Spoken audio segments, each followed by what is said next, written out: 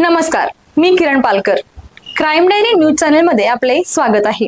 पाहूयात आजच्या ताज्या बातम्या. इचलकरंजीतील भारत माता हाऊसिंग सोसायटी परिसरात सुरू असलेल्या जुगार अड्ड्यावर शिवाजीनगर पोलिसांनी धाड टाकत 5 जणांविरोधात महाराष्ट्र जुगार प्रतिबंधक कायद्यान्वये गुन्हा दाखल केला आहे. या कारवाईत रोख रक्कम, मोबाईल, जुगार साहित्य आणि 2 मोटारसायकलीसह एकूण 95,000 रुपयांचा मुद्देमाल जप्त केला आहे. इचलकरंजीतील भारत माता हाऊसिंग सोसायटी गल्ली नंबर 3 येथे रोहन माने यांच्या इमारतीच्या टेरेसवर काही जण 3 पाणी जुगार खेळत असल्याची माहिती शिवाजीनगर पोलिसांना मिळाली होती. त्यानुसार पोलिसांनी छापा टाकून राजेंद्र पाटील, संजय देशमाने, पंकज वाघमोडे, दिग्विजय पाटील आणि रंगराव पाटील या 5 जणांविरोधात गुन्हा दाखल केला.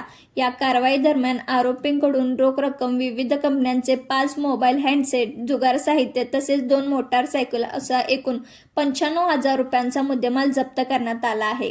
या प्रकरणी पुढील तपास पोलीस उपनिरीक्षक चौगुले करत असून शिवाजीनगर पोलीस ठाण्यात महाराष्ट्र जुगार प्रतिबंधक कायद्यानुसार गुन्हा दाखल करण्यात आला आहे.